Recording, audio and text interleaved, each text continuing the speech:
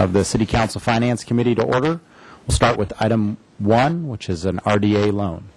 Mr. Kiefer. Good afternoon, Mr. Chair, members of the Finance Committee. My name is Simon Kiefer. I'm a project planner in community development, and I bring you today a request from the Housing Authority for a new agency loan of $1.6 million. This is for a new 54-unit project called Bradley Studios. The site is up here. It's located at 518 Bath, which is right near Haley. It was previously owned by the Bradley family, so that's where the name of the project comes from. You can see here that we've got Haley here and Bath here, and then we've got Mission Creek at the back of the site. The Housing Authority acquired the property in 2008 with assistance from the agency with a $4.8 million acquisition loan. And today we have on the site, we have an existing 10-unit apartment building that was built in about 1960 that encroaches into the 25-foot creek setback. So back there at the back of the lot, what you see up here is just the imposition of the new design. So this doesn't show the existing structures on the property. There's just one large building at the back. There were 4 dilapidated cottages that the city yellow tagged a couple of years ago, and they were later demolished. The Housing Authority plans to demolish the existing 10-unit building and then build a new project, which has 53 studio apartments,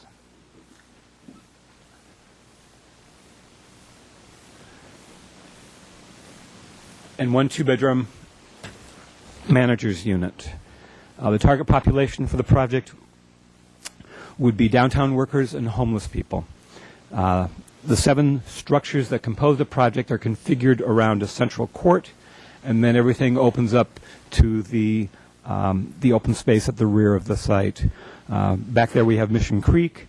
The improvements that would be made there would be in conjunction with the Lower Mission Creek Flood Control Project. That project's designed to increase floodwater conveyance capacity and enhance the recreational opportunities and restore riparian habitat. The new project would have a 25-foot setback from the new top of bank that's being determined, and the Housing Authority has agreed to dedicate an easement along the top of the bank at no cost to the city.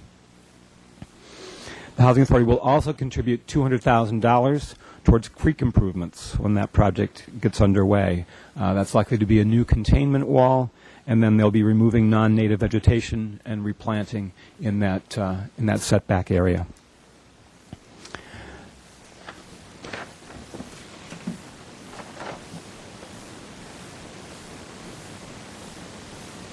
And here's a rendering of the new project.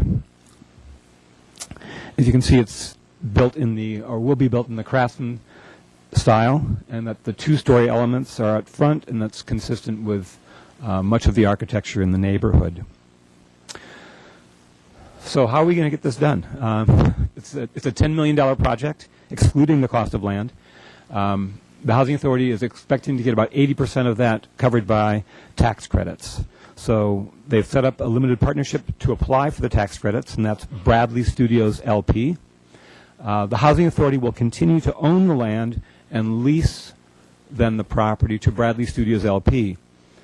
Bradley Studios LP will build the structures, they'll own the project, and they will master lease it back to the Housing Authority, who will then manage it. After a 15-year tax credit compliance period, the Housing Authority will buy back the buildings, and the limited partnership will be dissolved. This is an identical ownership structure to other recent Housing Authority tax credit finance projects, like Artisan Court, which is just here on Coda Street, and El Carrillo.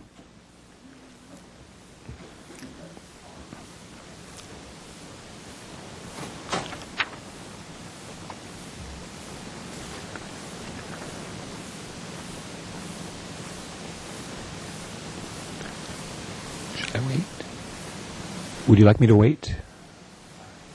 Please continue, but maybe, Barbara, would you just check, make sure she's okay? That would be great. Thank you.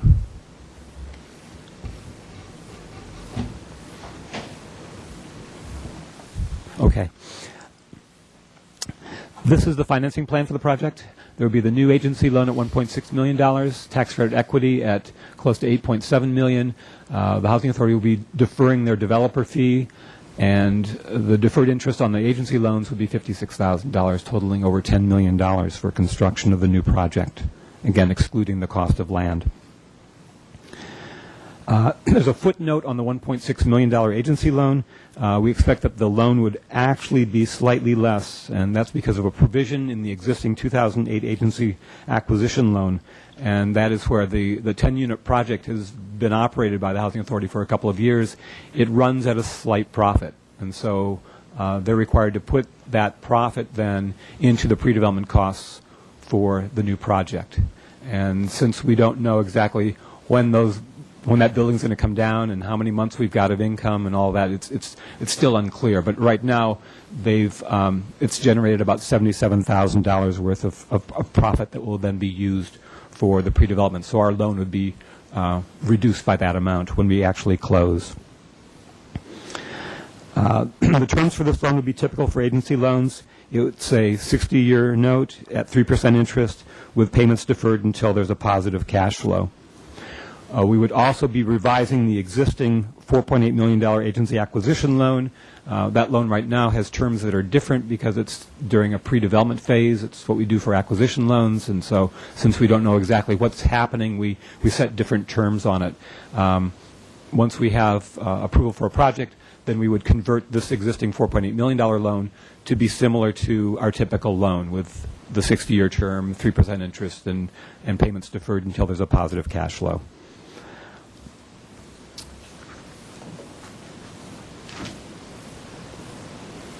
This is what the affordability would be for the new units. Most of them would be very low, with significant portions, and also for extremely low, and those are the income limits and the rent levels and the unit counts. Conditions for the new $1.6 million loan and also conditions for revising the existing $4.8 million loan is that the project secure all site plan and design approvals. ABR has reviewed it.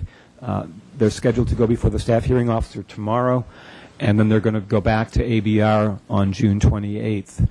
The other condition is that they secure tax credits. Their application is due on July 7th. They expect to hear the results in September, and that means they would close on financing sometime at the end of 2010 and start construction next February.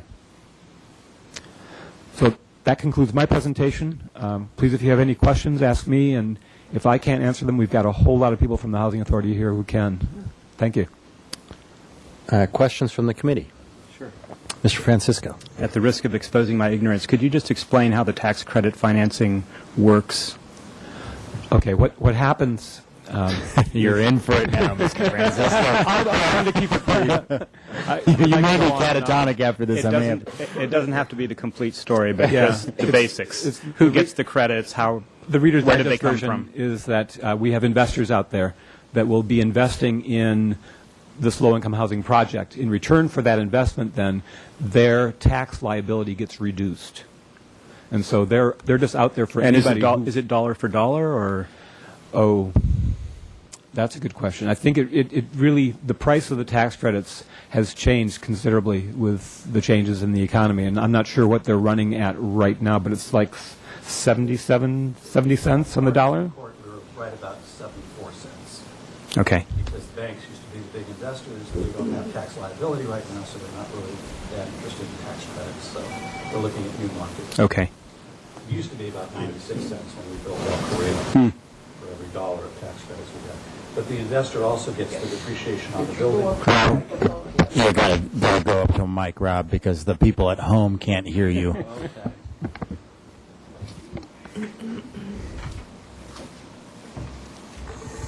Yeah, I would add that the other incentive for investors on tax credits is to enjoy the depreciation on the building that the nonprofit general partner that we put into these transactions does not require. So by the time they take the building depreciation as well as the offset against their federal income tax liability, these become favorable investments. In the old days, when Congress would appropriate money to HUD, we would apply and get what would be an allocation of public housing dollars. Congress kind of being loath to put out money out of the Treasury to federal agencies to do affordable housing, designed this tax credit scheme whereby they can give every state an allocation of tax credits that they can now sell to the private sector. And so instead of collecting the money through the Treasury and then giving it to federal agency, it's a way of foregoing the collection of tax revenues from the private sector. Okay, great, thank you. Any questions? I have one question just on the income mix. What's the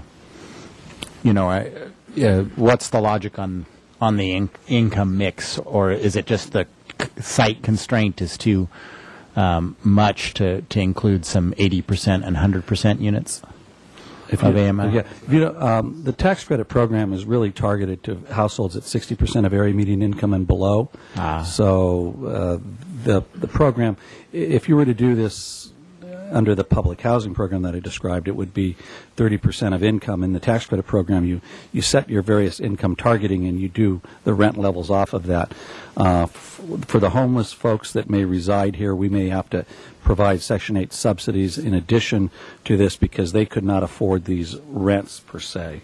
But that would be the maximum rent we could charge. But again, the tax credit program is targeted to 60% of area median income and below. And the more deep targeting that you do, the more competitive your application becomes. Any other questions from the committee? I just want to say that this is an ideal project. I really believe that looking at these properties along Mission Creek, that are in the downtown, and moving some of those units away from the creek so that we, number one, have less flooding, number two, have more of a sort of aesthetic open space that balances out the sort of increase in downtown density with this sort of large strip of open space that we could, over time, help foster through the middle of downtown along Mission Creek. And I really think this fits in that vision of us, number one, giving housing opportunities for homeless folks or people that could be homeless, and number two, doing that in a way that will continue the aesthetic quality of the downtown by increasing that amount of open space. So I really want to say that I'm very impressed by this plan, and can I get a motion on the loan? Actually, Sure. Mr. Francisco. Rob, just out of curiosity, I assume this must be so, but is it part of the agreement that these must remain rental units in perpetuity? They will, under the tax credit program, a minimum of 55 years, but because the housing authority's ownership, unless your council changes the commission's direction, I think they would be in perpetuity because they will ultimately be owned by the housing authority.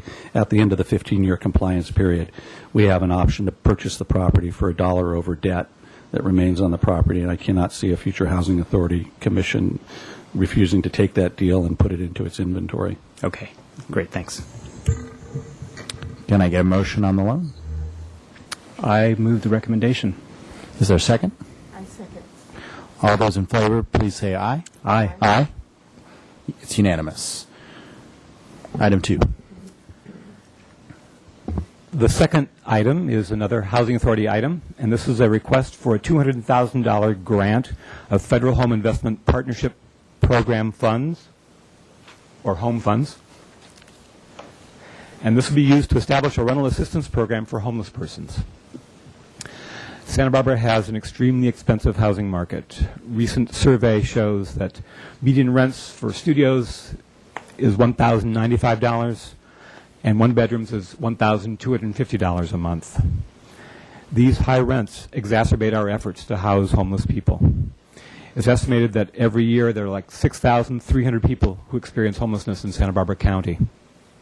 On any given night, there are like 4,000 people who are homeless.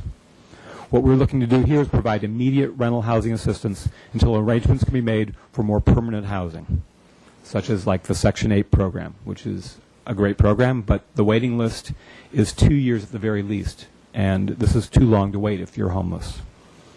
We would be providing temporary assistance up to 2 years, and it's then envisioned that after 2 years that the person would either be in Section 8 or in an affordable housing project, or in the best case, their life stabilizes, they get a job, they move out, and they don't need any more assistance. The proposed program would be implemented as a strategy to meet the goals established in the 10-year plan to end chronic homelessness. It would be administered by the Housing Authority and would be administered in accordance with home guidelines that are established for tenant-based rental assistance. It would be very similar to the Section 8 program. The Housing Authority would help people find suitable apartments, inspect the apartments. They would determine the reasonable amount for rent in conjunction with the landlord. Tenants would pay 30% of their income towards rent, and the Housing Authority would then use our home funds to pay the balance. Payments would go directly to the landlord. Participants would be eligible as homeless people selected in conjunction with the 10-year plan people, that they would be very low income, and that's 50% of area median income, which would be like $26,000 for an individual. Participants must also participate in a supportive services plan, which is designed at intake and tailored to their individual needs.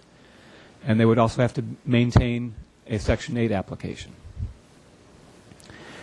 Eligible units, they would have to meet property standards, they'd have to be appropriately sized, they would have to have reasonable rents, and they'd have to be located within the city of Santa Barbara. The Housing Authority is well suited to administer this program. They already run a $22 million Section 8 program. They have ample experience with housing the homeless. The El Carrillo project has been running now for 3 years. They clearly understand the importance of providing social services in conjunction to housing, that you just don't provide the housing all by itself. And they have working relations with numerous social service providers through administering the Shelter Plus Care program. Briefly put, they're pros. They're the best people to do this program.